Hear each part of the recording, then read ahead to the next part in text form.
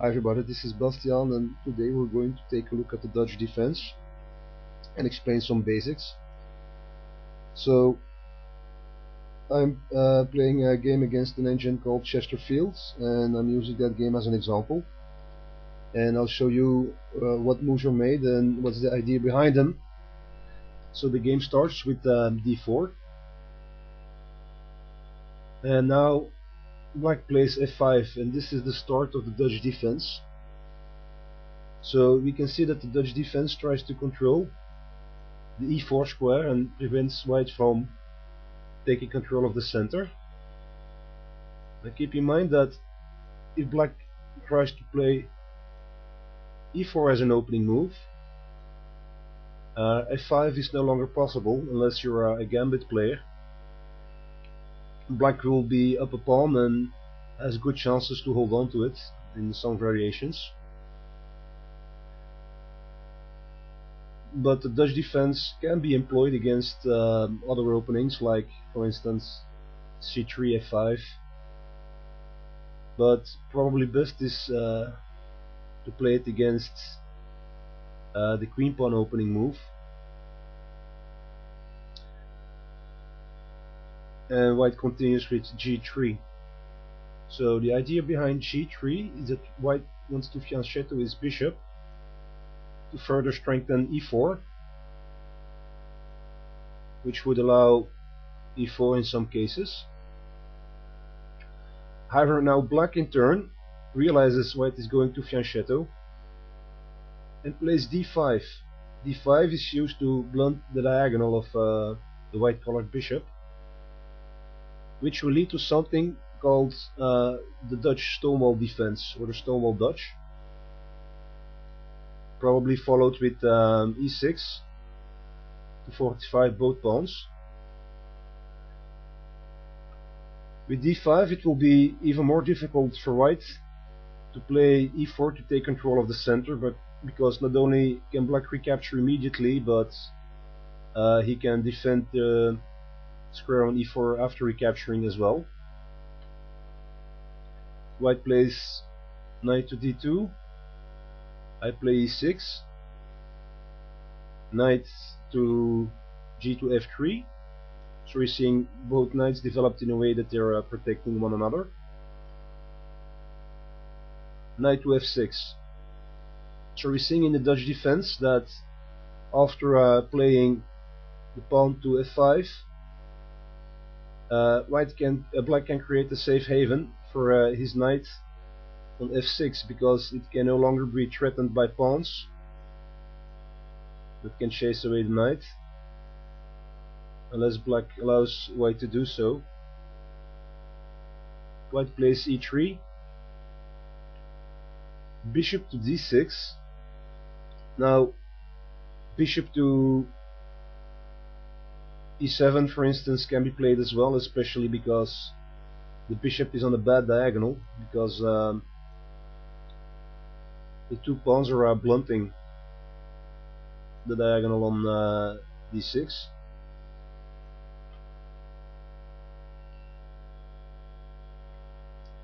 But e7 is playable, but a little bit passive.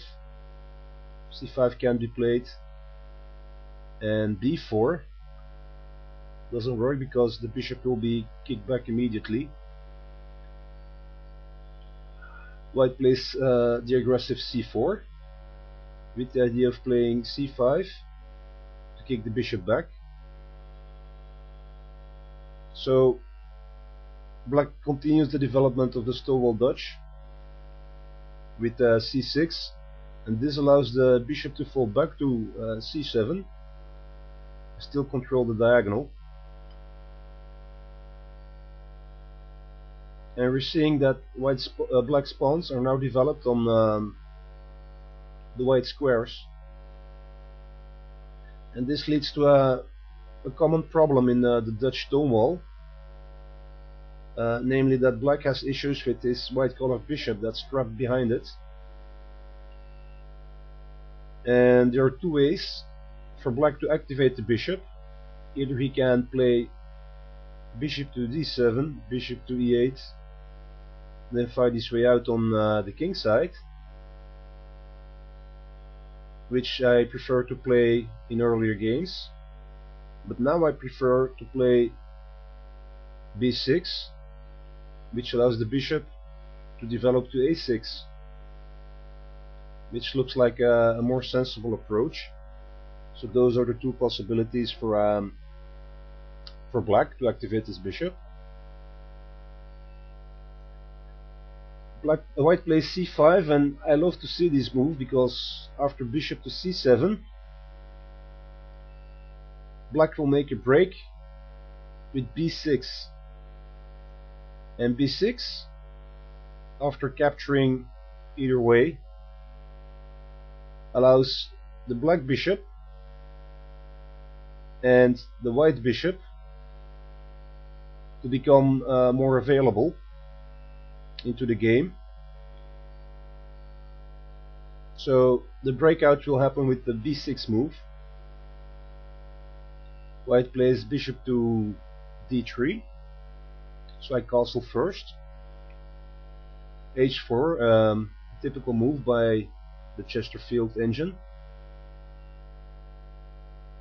And now knight to e4, and here we're seeing another advantage of this type of Dutch defense, namely the f5 pawn not only protects the knight on f6, but it also allows the knight to jump to e4 with an outpost. And in this case the second pawn is important, because it will become impossible for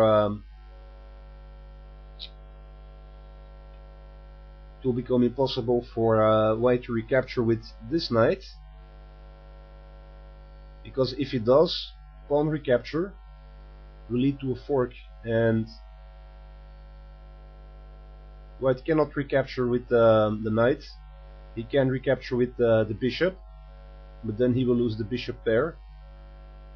So the knight outpost in this type of Dutch defense on e4 is very strong, and it's typical play for Dutch defense to jump with the knight to f6 and later on in e4.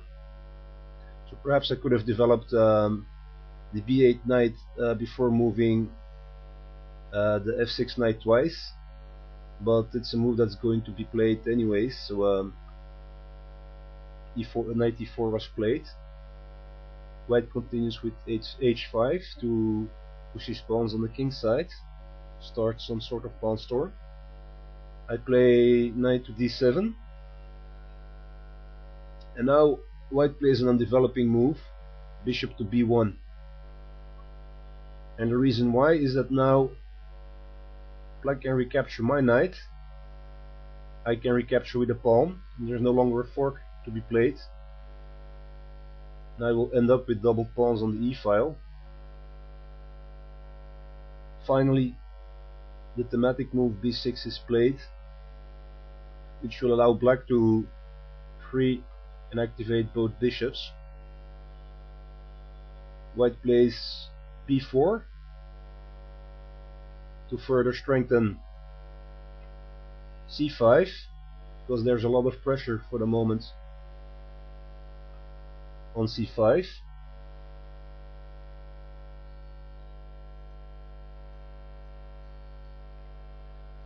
And now, instead of capturing the pawn, which is fine, I first play bishop to a6, taking advantage of the free diagonal of the white colored bishop, and this move prevents white from castling and keeps his king stuck in the center.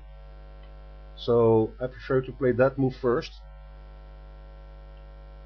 Of course b5 can be played, but I can recapture with pawn or bishop, and the bishop will keep control over the diagonal. White plays queen to c2, adding more defense to the c5 pawn. And now, instead of playing the typical pawn takes pawn move, which is mathematically best, I'm adding a somewhat personal touch to the game and playing rook to c8. Now rook to c8 serves two purposes. First it defends the c6 pawn, which will become a backwards pawn, and second it sets up a little trap for white, and white will fall for it, and then the game will end pretty quickly. White smells weaknesses, plays queen to a4, which attacks the bishop, which has a discovered attack on the backwards pawn on a7, and it also attacks c6. So I play bishop to b5, which brings two pieces into safety, but not the a7 pawn. There's no longer any protection to the a7 pawn because the rook was moved. So queen takes pawn, and now rook to a8, and white's queen appears to be trapped at a7. Queen to b7, pawn takes pawn, and now knight takes knight, pawn takes knight. White plays knight to g5, which is odd because now the queen can recapture the knight, but after queen takes knight, black gets an attack on the unprotected bishop and hopes that in doing so he can free up his queen.